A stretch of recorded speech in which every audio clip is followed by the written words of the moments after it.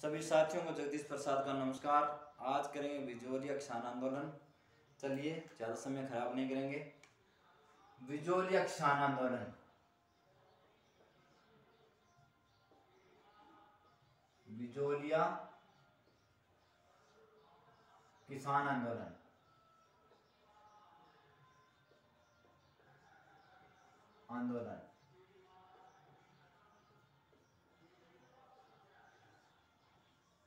बिजोलिया किसान आंदोलन की बात करें नाम तो ये 1897 में लागू हुआ, शुरू हुआ और 1941 तक चला। 1897 में शुरू हुआ, 1941 को समाप्त हुआ और कुल 44 वर्ष चला। कुल 44 वर्ष चला। अब इस आंदोलन से पहले बिजोलिया की बात करते हैं। ये बिजोलिया जो स्थान है ये भीलवाड़ा में है।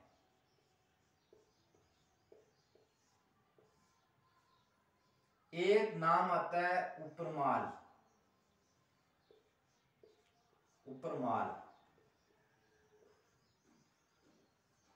उपरमाल जो स्थान है ये बिजोलिया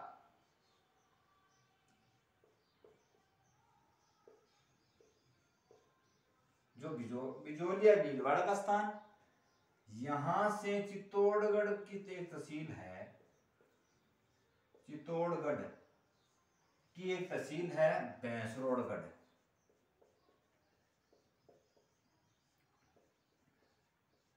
इसके बीच का जो क्षेत्र है बिजोलिया भीलवाड़ा से लेकर चित्तौड़गढ़ के भैंसरोड़गढ़ तहसील का जो स्थान, बीच का स्थान है वो उपरमाल कहलाता है।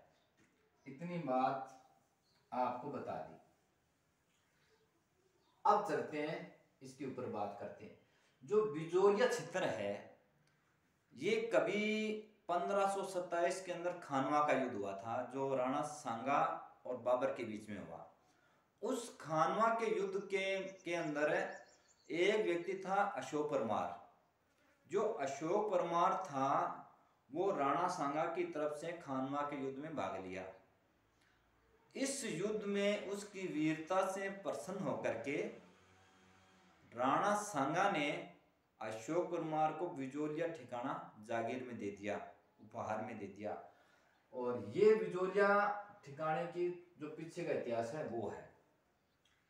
अब बिजोलिया जो उपरमाल है, उपरमाल यहां के किसान थे। कौन सी जाति के थे? धाकड़ जाति के। धाकड़ जाति के। इनके बीच में और बिजोलिया ठिकाना,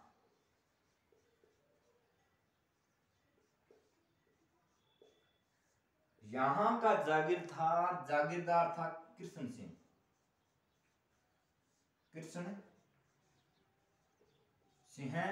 और एक जागीरदार इसका बेटा था पृथ्वी सिंह।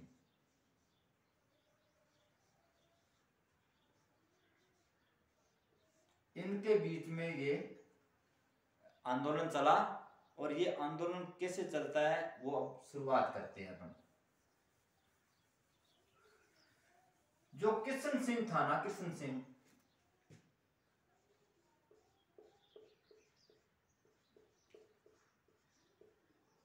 इससे पहले कोई आंदोलन नहीं था। जैसे ही कृष्ण सिंह जागीरदार बना तो इसने संवरी कर लगाई। कर कौन सा लगाया? संवरी कर। कब? 1903 के अंदर संवरी कर लगा दिया। और इसने 84 प्रकार की कर लिए जाते थे इसके समय। एक थी बैठ बेगार,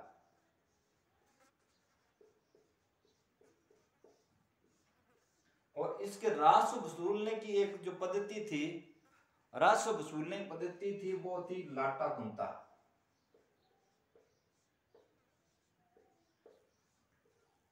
ये लाटा कुंता क्या होता है, खड़ी फसल को कूंथ लिया जाता था, और जो कुंतारे होते थे वो जहां अच्छी फसल होती थी उसको कूंथ करके पूरे क्षेत्र की फसल को उसी के आधार पर कर वसूल किया जाता था, या बांट करके हिस्सा ले लिया जाता था। अब एक जगह अच्छी फसल है और बाकी जगह कमजोर फसल है, तो जहाँ अच्छी फसल होती थी उसके आधार पर लाटा कुंता का कुंता किया जाता था, और उसी के हिसाब से पूरे जो खेत होता था उसकी जो कर वसूला जाता था।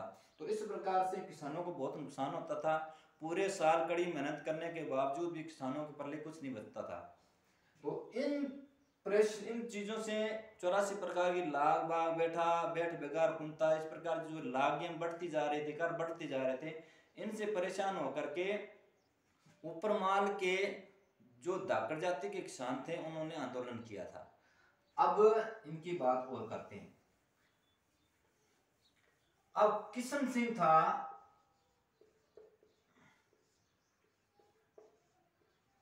इसने लगाई चमड़ी कर, और मैंने बताया 1903 में लगाया, और इसकी मृत्यु हो जाती है 1906 में, और 6 के अंदर ही जागीरदार बनता है पृथ्वी सिंह,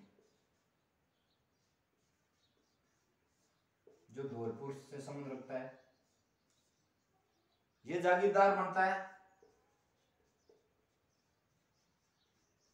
और इस बंदे ने लगा दी तलवार बंधाई, तलवार बंधाई कर लगा दिया। ये तो फैक्ट थे इन दोनों से जुड़े हुए। अब इस आंदोलन पर बात करते हैं। किशन सिंह के समय आंदोलन शुरू हुआ था 1897 में, 97 में शुरू हो गया, और 1913 के अंदर शामिल हो गया साधु सीताराम दास, साधु सीताराम दास ये शामिल हुआ। फिर आता सन 1916 का, इस 1916 को विजय सिंह पथिक शामिल हो जाता है। विजय सिंह पथिक को साधु सीताराम दास कहते हैं कि आप इस आंदोलन का नेतृत्व संभालो। तो 1916 के अंदर विजय सिंह पथिक ने इस आंदोलन का नेतृत्व संभाल लिया, संभाल लिया। अब विजय सिंह पथिक के बारे में बात कर लेते हैं। इनका असली नाम था भूप सिंह।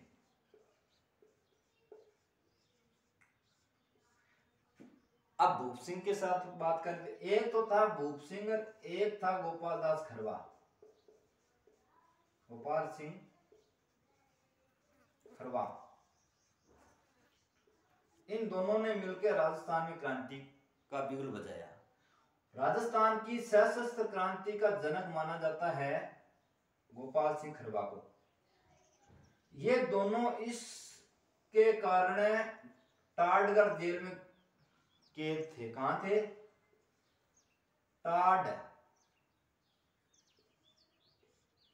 टोडगढ़ जेल अजमेर है, वहां ये बंदी थे।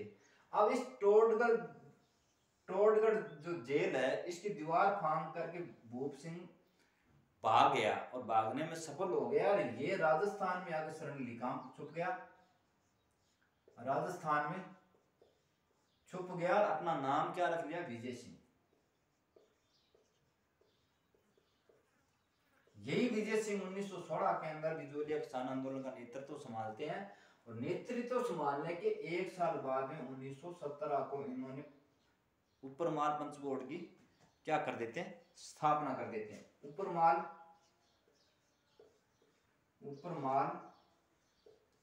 पंच बोर्ड की स्थापना करते हैं।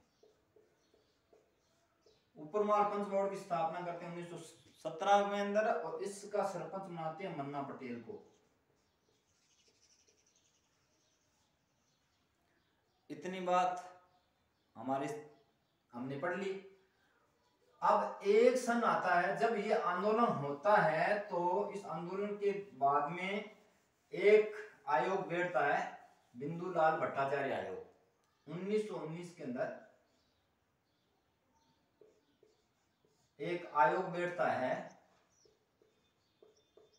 जो किसानों की मांग के औचित्य की जांच करने के लिए बैठता है, वो था बिंदुलाल भट्टाचार्य आयोग।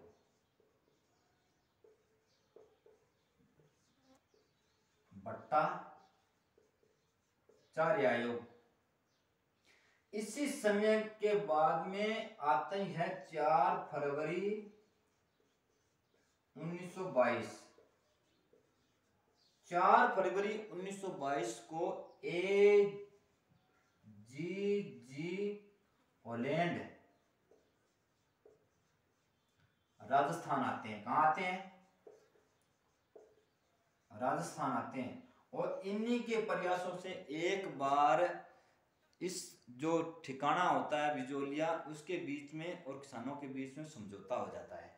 इनके बीच में समझौता हो जाता है और कुछ समय इनमें शांति रहती है और थोड़ी देर समय के बाद में फिर आंदोलन छिड़ जाता है, क्योंकि वो ठिकाने ने वापस कर लगाना शुरू कर दिया। और आगे सन आता है 1927। 1927 का जो सन आता है, इस समय बिजोलिया विजय सिंह पथिक अलग हो जाते हैं। विजय सिंह पथिक है, ये इस आंदोलन से पृथक हो जाते हैं और नेतृत्व संभालते हैं माणिक्य लाल वर्मा और जमनालाल बजाज।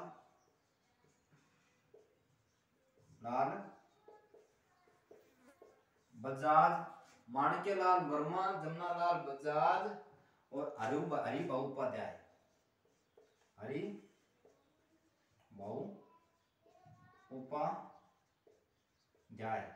इन्होंने नेतृत्व संभाल लिया। इनके नेतृत्व संभालने के बाद में 1900 सन आ जाता है, फिर 1941 का, फिर सन आ जाता है 1941 का। मेवाड़ का प्रधानमंत्री होता है टी.वी. राघवाचारी। इनके बीच में और माणिक्यलाल वर्मा के बीच में समझौता हो जाता है, ये आंदोलन हो जाता समाप्त।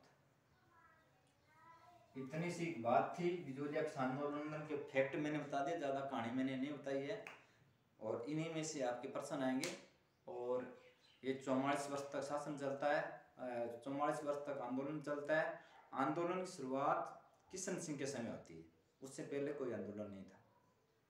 किशन सिंह ने लाग बाग बढ़ा दी, चमरी कर लगा दिया और बैठ बेगार लेने लगा। जब ये परेशान तो पहले थे, जब ये लागे कर वगैरह बढ़ने लगे तो किसान परेशान हो गए। और किसान थे धाकड़ जाति के जाट किसान थे, और किसान उपरमाल के थे। उपरमाल के बारे में मैंने बता दिया, बिजोलिया और भैंसरोडगढ़ तहसील के बीच का क्षेत्र था। और बिजोलिया अशोक परमार को उपहार के रूप में राणा सांगा ने दिया था, क्योंकि राणा सांगा ने खानवा के युद्ध 1527 में उसकी तरफ से भाग लिया था। और फिर मैंने बताया कि 1897 में बिजोलिया किसान आंदोलन की शुरुआत होती है। और 1913 में साधु सीताराम दास इस आंदोलन से जुड़ जाते हैं। 1913 के बाद में साधु सीताराम दास के कहने पर बिजोलिया किसान आंदोलन का नेतृत्व विजय सिंह पथिक ने 1916 में संभाल लिया, जो टाटगढ़ जेल में गोपाल दास खरवा के साथ में जेल में था। वो वहां से निकल कर भाग जाता है, भागने में सफल होता है और राजस्थान में अपना नाम विजय सिंह पथिक रख लेता है।